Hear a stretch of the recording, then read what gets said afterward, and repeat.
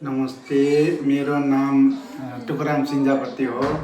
मेरो घर बुटोल 11 तल्लो देवीनगर रङ्गशाला पटमा पर्छ र मलाई 80 सालदेखि मलाई यो घुँडा दुख्ने बिमार भएको थियो र मैले इन्डियातिर पनि गएँ। त्यहाँ लगभग 5-6 महिना पनि गरेँ अनि यहाँ फेरि यो भुड्की चौकीभित्र के स्पेसलिटी के भन्नेवाला हस्पिटलमा गएँ। त्यहाँ डक्टर चाहिँ गएर एक्सरे, भित्री एक्सरे, रगत चेक सबै चिज गरेर औषधि गरेँ। 4 महिना गर्दा औषधि खाँदा पनि मलाई केही भएन। त्यस्तो भन्दा मलाई 3 महिनासम्म म बिल्कुल मेरो एकदमै दुख्ने भएको थियो।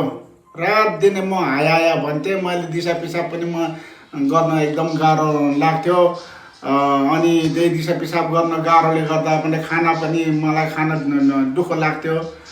लौरो टेकेर जाने बिल्कुल। अब त्यो भरेनमा त 4 पाउ टेकेर अब जाने बेला जाने इरेक्सन जान्थ्यो के अरे।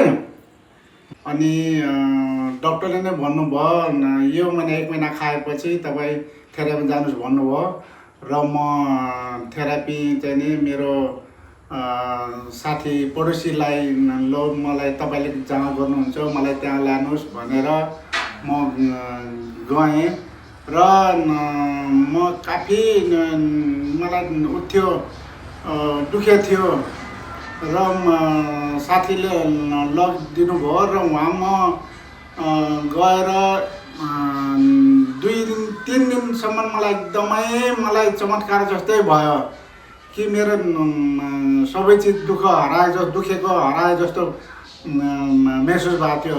दुख्दै पनि गयो, पछि फेरि अलि हल्का हुँदै गयो। फेरि समुद्रको छाल जस्तो फेरि उता चढाउ हुँदै। मैले टप एन्ड टप मलाई एकदमै राम्रो लागेर मैले टप एन्ड टप मैले 1.5 महिनामा लिइहालेँ।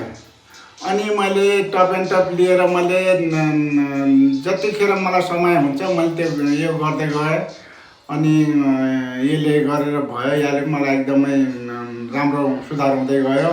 म्याट पनि लिएँ फेरि तकरिबन 3-4 महिनामा अनि त्यसको बाद गएन र मैले यो टप एन्ड टप र म्याट लिएँ र यसले गर्दा मलाई एकदमै राम्रो भएको छ।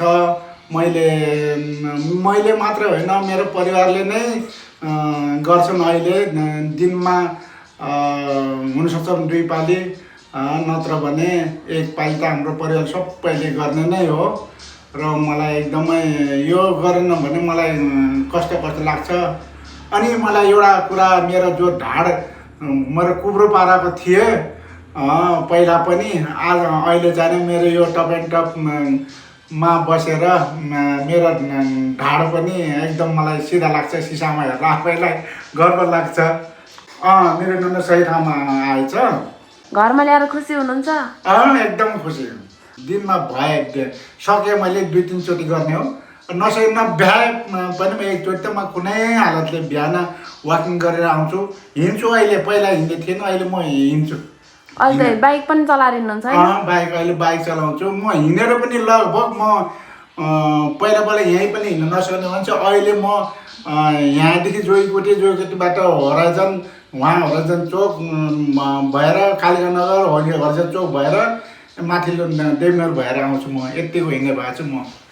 मलाई अरूभन्दा त जब कि म त्यस्तो घुँडा दुखेर म एकदमै दुख्ने हुँदाखेरि मलाई केसम्म गर्नुभयो उहाँहरूले। मलाई म्याट घुँडामा लपेट दिनुभयो अनि जति हुनसक्छ मलाई एकदम सेवा गर्नुभयो।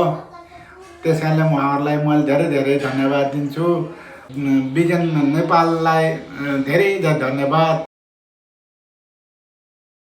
विज्ञान नेपाल थेरापी, माया, खुसी र स्वास्थ्य सबैका लागि।